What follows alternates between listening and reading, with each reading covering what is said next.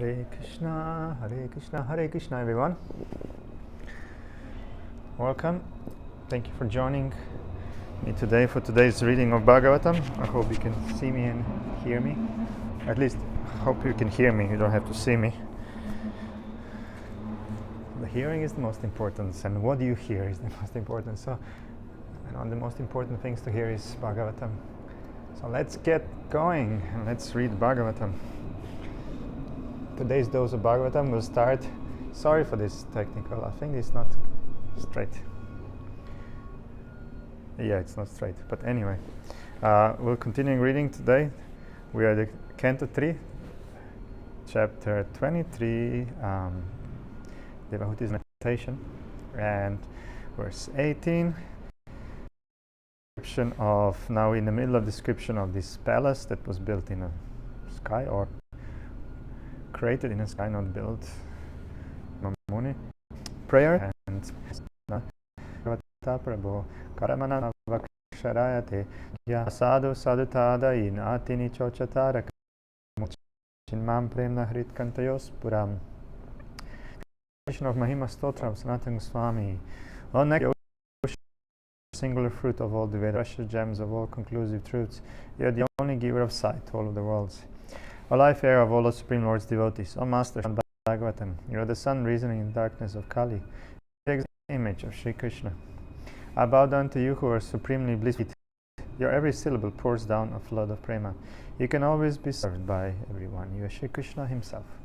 My only friend, my constant companion, my spiritual master, my great wealth, my savior, my source of ecstasy. I bow down to you. O bestower of saintliness to the unsaintly, O exalter of the most fallen, please never leave me. Always appear in my heart and my voice with pure love. Om Namo Bhagavate Vasudevaya. Om Namo Bhagavate Vasudevaya. Om Namo Bhagavate. Hare Krishna, Haribol, and welcome to today's dose of Srimad Bhagavatam. So, Canto 3, Chapter 23, Devahuti's Lamentation, verse 18. Let's dive into it. Translation. The palace was very beautiful, with its coral thresholds at the entrances, and its doors bedecked with diamonds. Gold pinnacles crowned its domes of sapphire. Okay, text 19. With the choicest rubies set in its diamond walls, it appeared as though possessed of eyes. It was furnished with wonderful canopies and greatly valuable gates of gold. Purport by Srila Prabhupada. Artistic jewelry and decorations given the appearance of eyes are not imaginary. Even in recent times, the Mughal emperors constructed their palaces with decorations of jeweled birds with eyes made of valuable stones. The stones have been taken away by the authorities, but the decorations are still present in some of the castles constructed by the Mughal emperors in New Delhi.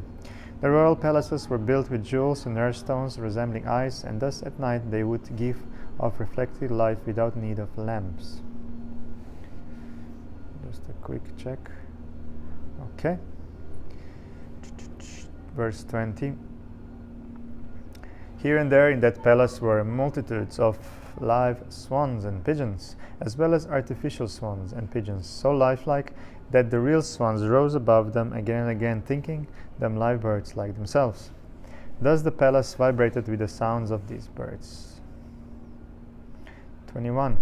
The castle had pleasure grounds, rustic chambers, bedrooms, and inner and outer yards designed with an eye to comfort. All this caused astonishment to the sage himself. Purport. Kardama Muni, being a saintly person, was living in a humble hermitage, but when he saw the palace constructed by his yogi powers, which was full of resting rooms, rooms for sex enjoyment, and inner and outer yards, he himself was astonished. That is the way of a God-gifted person. Sorry. That was very nice. A devotee exhibit such opulence by his yogi power at the request of his wife.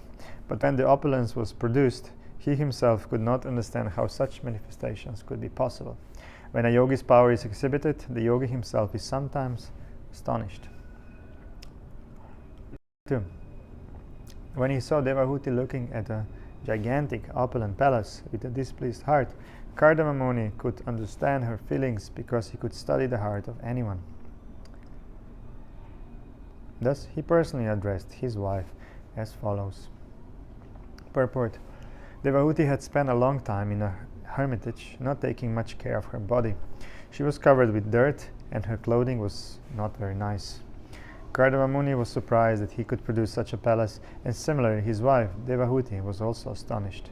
How could she live in that opulent palace? Kardama Muni could understand her astonishment, and thus he spoke as follows. That's verse 23. My dear Devahuti, you look very much afraid. First bathe in Lake Bindu Saravara, created by Lord Vishnu himself, which can grant all the desires of a human being, and then mount this airplane. Purport.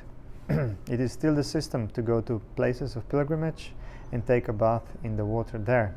In Vrindavan, the people take baths in the river Yamuna. In other places, such as Prayag, they take baths in the river Ganges. The words Tirtam, Ashisham, Yapakam refer to the fulfillment of desires by bathing in a place of pilgrimage. Kardama Muni advised his good wife to bathe in Lake Bindu Saravara so that she could revive the former beauty and luster of her body. Text 24.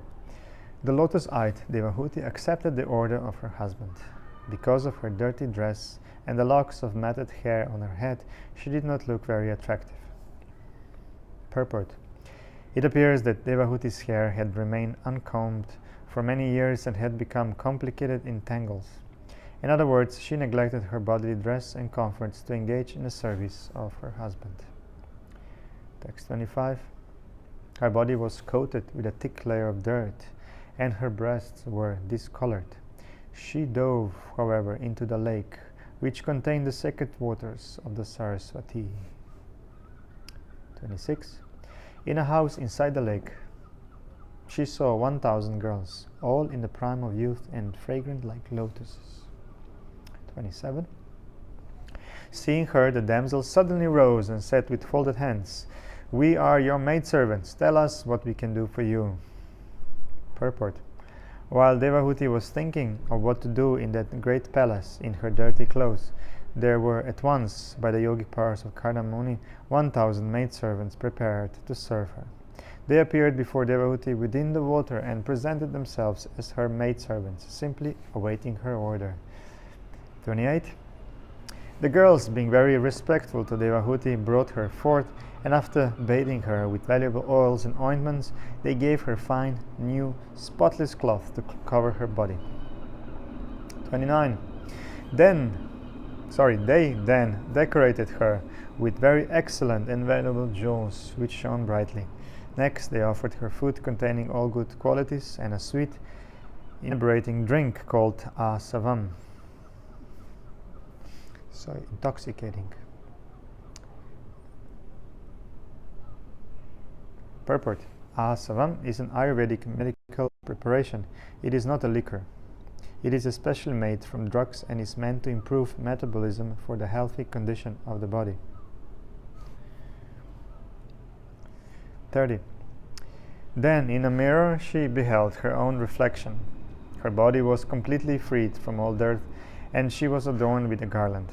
Dressed in unsullied robes and decorated with auspicious marks of tilaka, she was served very respectfully by the maids. 31. Just close the 31. Her entire body, including her head, was completely bathed, and she was decorated all over with ornaments. She wore a special necklace with a locket. There were bangles on her wrists and tinkling anklets of gold about her ankles. Purport. The word Krita Shira Snanam is here. According to the Smriti Shastra's directions for daily duties, ladies are allowed to bathe daily up to the neck. The hair on the head does not necessarily have to be washed daily, because the mass of wet hair may cause a cold. For ladies, therefore, taking a bath up to the neck is ordinarily prescribed, and they take a full bath only on certain occasions. On this occasion, Devahuti took a full bath and washed her hair very nicely. When a lady takes an ordinary bath, it is called a mala snana, and when she takes a full bath, including the head, it is called shira snana. At this time, she needs sufficient oil to smear on her head. That is the direction of the commentators of Smriti Shastra. 32. About her lips, she wore. Did I say lips? Hip. Okay. Start again. About her hips, she wore a girdle of gold, set with numerous jewels, and she was further adorned with a precious pearl necklace of auspicious substances. Purport.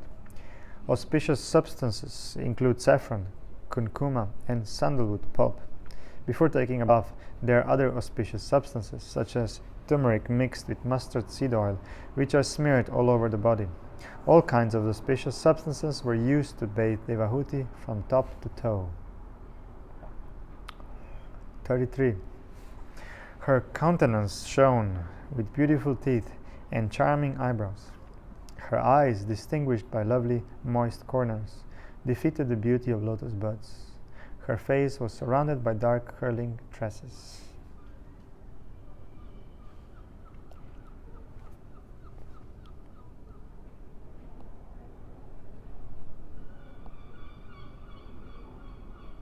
Purport.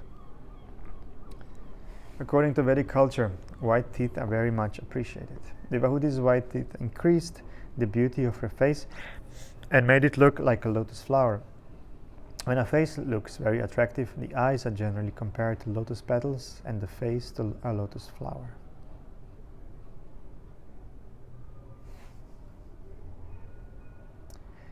Text 34. When she thought of her great husband, the best of the sages, Kardama Muni, who was very dear to her, she, along with all the maidservants, at once appeared where he was. Purport. In a very niggardly way. When her husband asked her to enter, she saw the maidservants, and they took care of her. Everything was done within the water, and as soon as she thought of her beloved husband, Kardama, she was brought before him without delay. These are some of the powers attained by perfect yogis. They can immediately execute anything they desire. Text 35. She was amazed to find herself surrounded by 1,000 maids in the presence of her husband and to witness his yogic power. Purport. Devahuti saw everything miraculously done, yet when brought before her husband she could understand it. It was all due to his great yogic mystic power.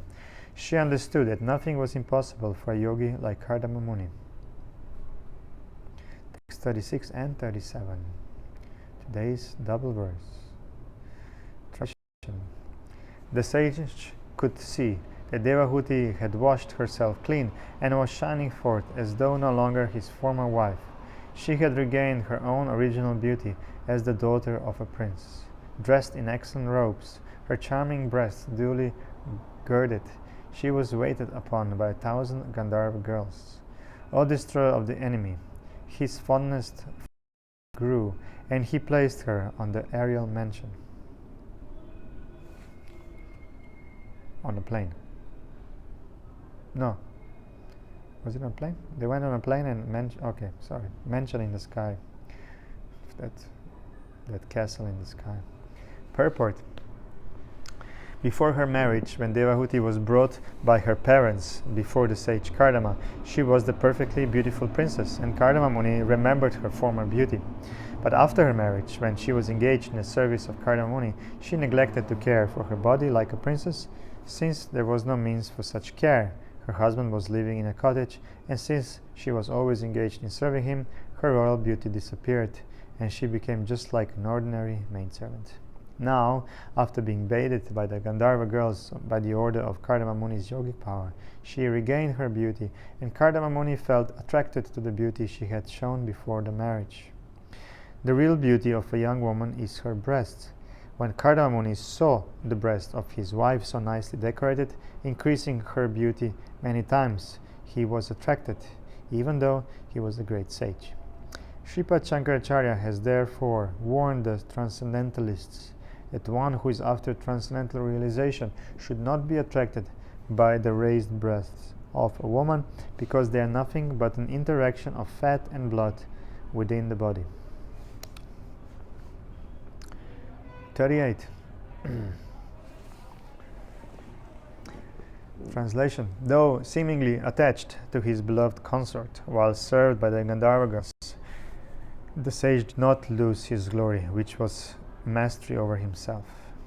In the aerial mansion, Kardama Muni with his consort shone as charmingly as the moon in the midst of the stars in the sky, which causes rows of lilies to open in ponds at night. Purport. The mansion was in the sky, and therefore the comparison to the full moon and stars is very beautifully composed in this verse. Kardama Muni looked like the full moon, and the girls who surrounded his wife, Devahuti, seemed just like the stars. On a full moon night, the stars and the moon together form a beautiful constellation. Similarly, in that aerial mansion in the sky, Kardama Muni with his beautiful wife and the damsels surrounding them appeared like the moon and stars on a full moon night. 39.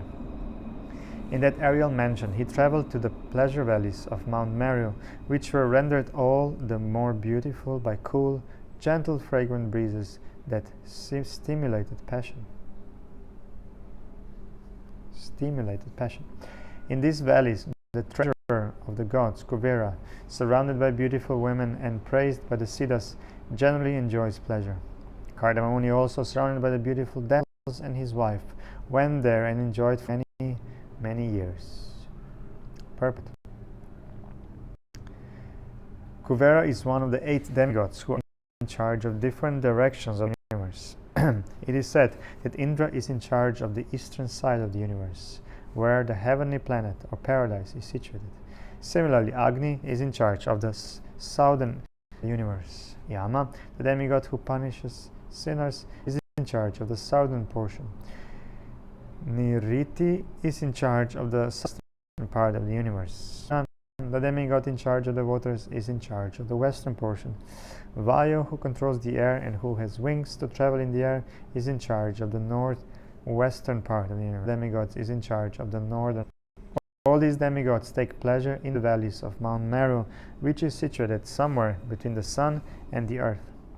In the aerial mansion, Kardama Muni traveled throughout the 8 directions controlled by the different demigods described above, and as the demigods go to Mount Meru, he also went there to enjoy life.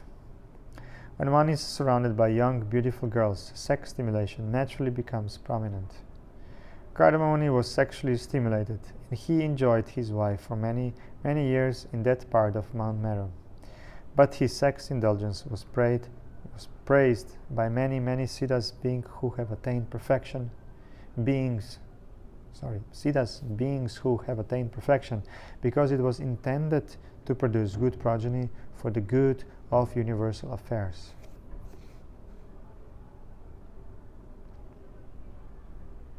Text 40. Satisfied by his wife, he enjoyed in that aerial mansion not only on Mount Meru, but in different gardens known as Vaishrambhaka, Surasana, Nandana, Pushpabhadraka, and Chaitrarathya, and by the Manasa Sarovara lake. Text 41. He traveled in that way through the various planets, as the air passes uncontrolled in every direction. Coursing through the air in that great and splendid aerial mansion, which could fly at his will, he surpassed even the demigods. Purport. The planets occupied by the demigods are restricted to their own orbits, but Kardama Muni, by his yogic power, could travel all over the different directions of the universe without restriction. The living entities who are within the universe are called conditioned souls, that is, they are not free to move everywhere. We are inhabitants of this earthly globe. We cannot move freely to other planets. In the modern age, man is trying to go to other planets, but so far he has been unsuccessful. It is not possible to travel to any other planets, because by the laws of nature, even the demigods cannot move from one planet to another. But Kardama Muni, by his yogic power, could surpass the strength of the demigods and travel in space in all directions. The comparison here is very suitable. The words yatha anilaha indicate that as the air is free to move anywhere without restriction, so Kardama Muni unrestrictedly traveled in all directions of the universe. Text 42. What is difficult to achieve for determined men who have taken refuge of the Supreme Personality of Godhead's lotus feet? His feet are the source of sacred rivers like the Ganges, which put an end to the dangers of mundane life. Purport. The words Yar Ashrita Tirtha Parash Charana are significant here. The Supreme Personality of Godhead is known as Tirtha Pada. The Ganges is called a sacred river because it emanates from the toe of Vishnu. The Ganges is meant to eradicate all the material distresses of the conditioned souls. For any living entity, therefore, who has taken shelter of the holy lotus feet of the Lord, nothing is impossible. Kardama Muni is special not because he was a great mystic, but because he was a great devotee. Therefore, it is said here that for a great devotee like Kardama Muni, nothing is impossible. Although yogis can perform wonderful feats, as Kardama has already displayed, Kardama was more than a yogi because he was a great devotee of the Lord. Therefore, he was more glorious than an ordinary yogi. As it is confirmed in Bhagavad Gita, out of the many yogis, he who is a devotee of the Lord is first class. For a person like Kardama Muni, there is no question of being conditioned. He was already a liberated soul and better than the demigods, who are also conditioned. Although he was enjoying with his wife and many other women, he was above material conditional life. Therefore, the word Vyasanatyayaha is used to indicate that he was beyond the position of a conditioned soul. He was transcendental to all material limitations. Text 43. After showing his wife the globe of the universe and its different arrangements, full of many wonders, the great yogi Kardama Muni returned to his own hermitage. Purport. All the planets are here described as Gola, round. Every planet is round, and each planet is a different shelter, just like islands in the great ocean. Planets are sometimes called Dvipa or Varsha. This earth planet is called Bharata Varsha because it was ruled by King Bharata. Another significant word used in this verse is Bhavascharyam, meaning many wonderful things. This indicates that the different planets are distributed all over the universe in the 8 directions, and each and every one of them is wonderful in itself. Each planet has its particular climatic influences and particular types of inhabitants, and is completely equipped with everything, including the beauty of the seasons. In the Brahma Samhita 540, it is similarly stated, Vibhuti Bhinam. On each and every planet, there are different opulences. It cannot be expected that one planet is exactly like another. By God's grace, by nature's law, each and every planet is made differently and has different wonderful features. All such wonders were personally experienced by Kardama Muni while he was with his wife, yet he could return again to his hermitage. He showed his princess wife that although he was living in the hermitage, he had the power to go everywhere and do anything by mystic yoga. That is the perfection of yoga. One cannot become a perfect yogi simply by showing some sitting postures, nor by such sitting postures or so-called meditation can one become God as is being advertised. Foolish persons are misled into believing that simply by some caricature of meditation and sitting postures, one can become God within 6 months. Here is the example of a perfect yogi. He could travel all over the universe. Similarly, there is a description of Durvasa Muni, who also traveled in space. Actually, the perfect yogi can do that. But even if one can travel all over the universe and show wonderful feats like Kardama Muni, he cannot be compared to the Supreme Personality of Godhead, whose power and inconceivable energy can never be attained by any conditioned or liberated soul. By the actions of Kardama Muni, we can understand that in spite of his immense mystic power, he remained a devotee of the Lord. That is the real position of every living entity. Text 44. After coming back to his hermitage, he divided himself into 9 personalities, just to give pleasure to Devahuti, the daughter of Manu, who was eager for sex life. In that way, he enjoyed with her for many, many years, which passed just like that. Purport. Here, the daughter of Swayambhuva Manu, Devahuti, is described as Suratotsuka.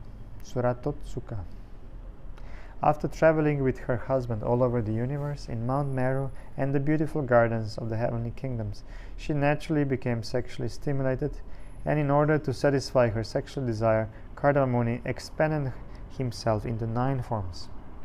Instead of 1, he became 9, and 9 persons had sexual intercourse with Devahuti for many, many years. It is understood that the sexual appetite of a woman is 9 times greater than that of a man. That is clearly indicated here. Otherwise, Kardama Muni would have had no reason to expand himself into 9. Here is another example of yogic power. As the Supreme Personality of Godhead can expand himself in millions of forms, a yogi can also expand up to 9 forms, but not more than that. Another example is that of Saubhari Muni. He also expanded himself into 8 forms. But however powerful a yogi may be, he can expand himself into more than 8 or 9 forms. The Supreme Personality of Godhead, however, can expand himself into millions of forms, Ananta Rupa, innumerable, countless forms, as stated in the Brahma Samhita. No one can compare to the Supreme Personality of Godhead by any conceivable and energetic manifestation of power. Text 45. In that aerial mansion, Devahuti, in the company of her handsome husband, situated on an excellent bed that increased sexual desires, could not realize how much time was passing. Purport. Sex indulgence is so enjoyable for materialistic people that when they engage in such activities, they forget how time is passing. Saint Kardama and Devahuti, in their sex indulgence, also forgot how time was passing by. Text 46. While the couple who eagerly longed for sexual pleasure were thus enjoying themselves by virtue of mystic powers, 100 autumns passed like a brief span of time. Yeah. Times go fast. They say when you enjoy it. Translation of the 47. The powerful Kardama Muni was the knower of everyone's heart, and he could grant whatever one desired. Knowing the spiritual soul, he regarded her as half of his body. Dividing himself into 9 forms, he impregnated Devahuti with 9 discharges of semen. Purport. Since Kardama Muni could understand that Devahuti wanted many children, at the first chance he begot 9 children at one time. He is described here as Vibhu, the most powerful master.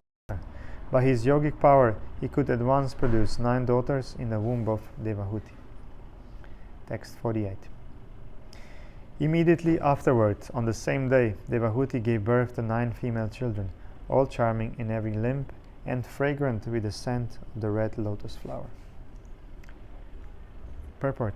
Devahuti was too sexually excited, and therefore she discharged more ova, and 9 daughters were born. It is said in the Smriti Shastra as well as in the Ayurveda that when the discharge of the male is greater, male children are begotten. But when the discharge of the female is greater, female children are begotten. It appears from the circumstances that Devahuti was more sexually excited, and therefore she had 9 daughters at once. All the daughters, however, were very beautiful, and their bodies were nicely formed. Each resembled a lotus flower and was fragrant like a lotus. Text 49. When she saw her husband about to leave home, she smiled externally, but at heart she was agitated and distressed. Purport. Kardama Muni finished his household affairs quickly by his mystic power. The building of the castle in the air, traveling all over the universe with his wife, in the company of beautiful girls, and begetting of children were finished, and now, according to his promise to leave home for his real concern of spiritual realization after impregnation, was about to go away. Seeing her husband about to leave, Devahuti was very disturbed, but to satisfy her husband, she was smiling. The example of Kardama Muni should be understood very clearly. A person whose main concern consciousness, even if he is entrapped in household life, should always be ready to leave household enticement as soon as possible. Text 50. She stood and scratched the ground with her foot, which was radiant with the love of her gem-like nails. Her head bent down, she spoke in slow yet charming accents, suppressing her tears. Purport. Devahuti was so beautiful that her toenails appeared just like pearls, and as she scratched the ground, it appeared as if pearls had been thrown on the ground. When a woman scratches the ground with her foot, it is a sign that her mind is very disturbed. These signs were sometimes exhibited by the gopis before Krishna. When the gopis came in the dead of night and Krishna asked them to return to their homes, the gopis also scratched the ground like this because their minds were very disturbed. Text 51. Sri Devahuti said, my Lord only, you have fulfilled all the promises you gave me, yet because I am your surrendered soul, you should give me fearlessness too. Purport. Devahuti requested her husband to grant her something without fear. As a wife, she was a fully surrendered soul to her husband, and it is the responsibility of the husband to give his wife fearlessness. How one awards fearlessness to his subordinate is mentioned in the 5th canto of Srimad Bhagavatam. One who cannot get free from the clutches of death is dependent, and he should not become a spiritual master, nor a husband, nor a kinsman, nor a father, nor a mother, etc. It is the duty of the superior to give fearlessness to the subordinate. To take charge of someone. To take charge of someone, therefore, either as father, mother, spiritual master, relative, or husband, one must accept the responsibility to give his word freedom from the fearful situation of material existence. Material existence is always fearful and full of anxiety. Devahuti is saying, you have given me all sorts of material comforts by yogic power, and since you are now prepared to go away, you must give me your last award, so that I may get free from this material conditional life. My dear, as far as your daughters are concerned, they will find their own suitable husbands and go away to their respective homes. But who will give me solace after your departure as a sannyasi? Purport. It is said that the father himself becomes the son in another form. The father and son are therefore considered to be non-different. A widow who has her son is actually not a widow, because she has the representative of her husband. Similarly, Devahuti is indirectly asking Kardama Muni to leave a representative so that in his absence she might be relieved of her anxieties by a suitable son. A householder is not expected to remain at home for all his days.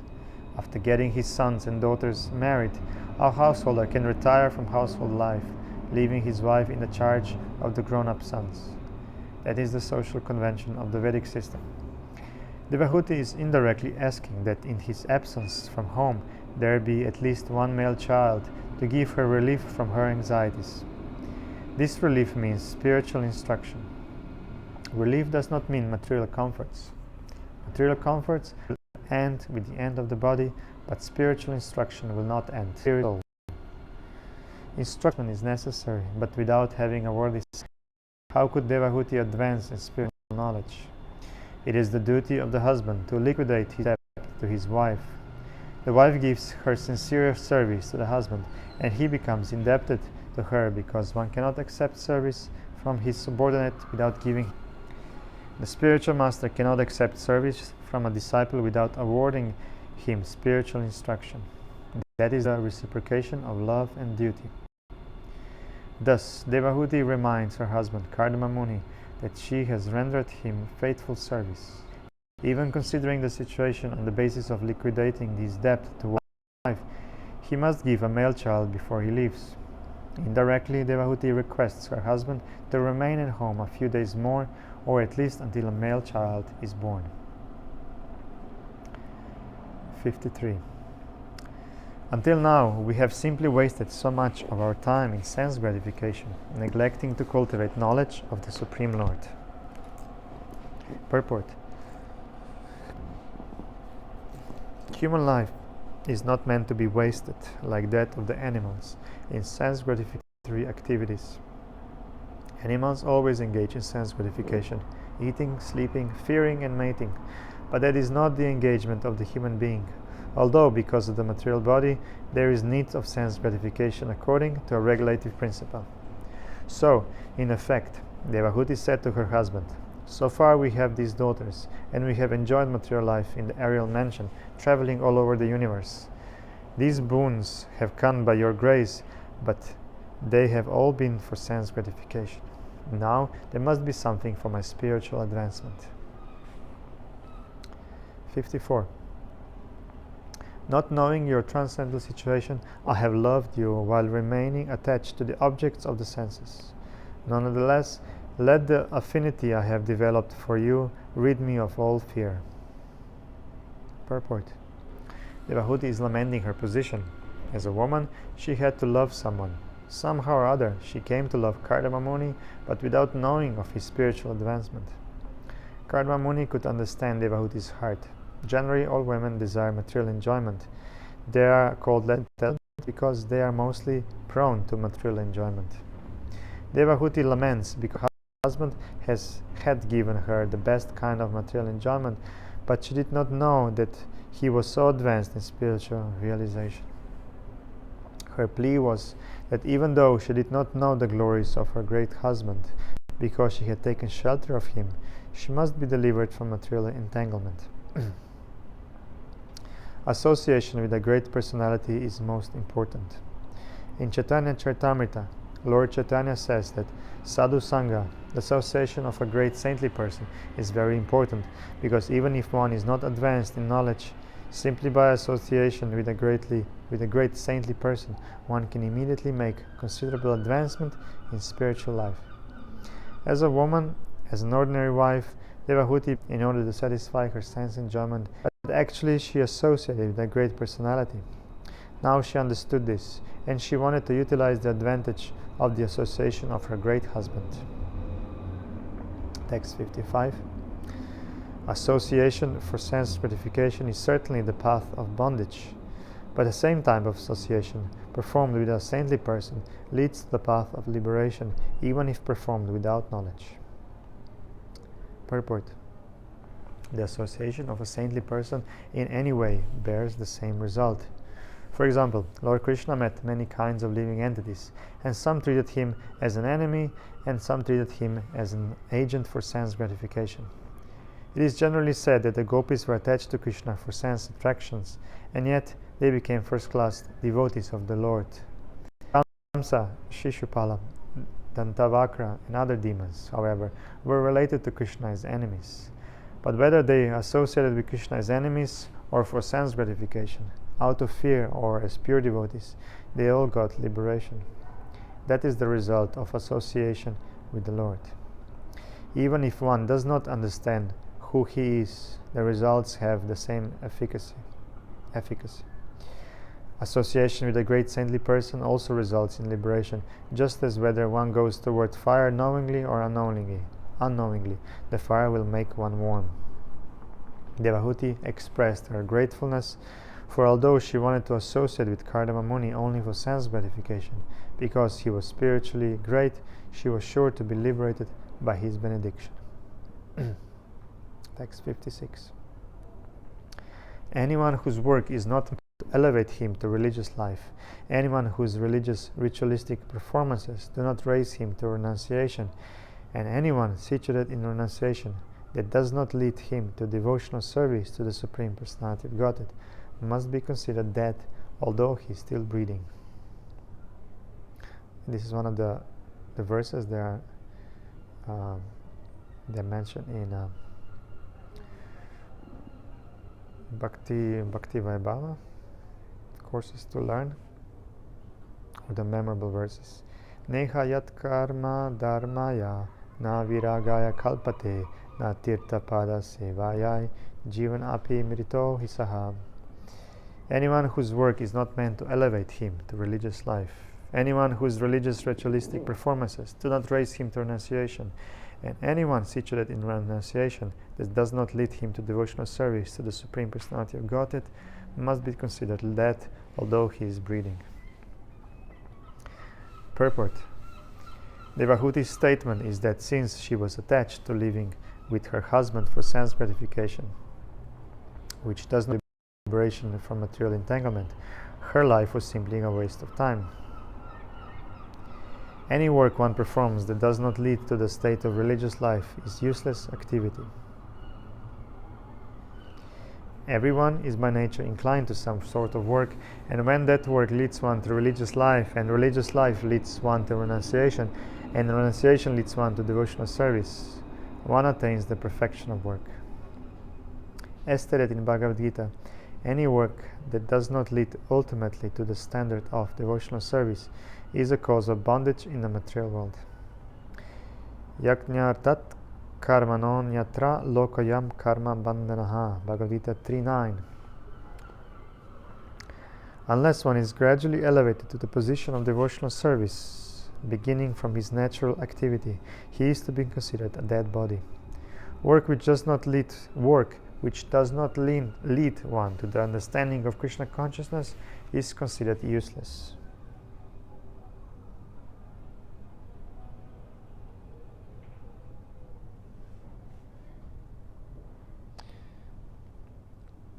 Everyone is by nature inclined to some work, and when that work leads one to religious life, and religious life leads one to renunciation, and renunciation to devotional service, one attains the perfection of work. So nicely put.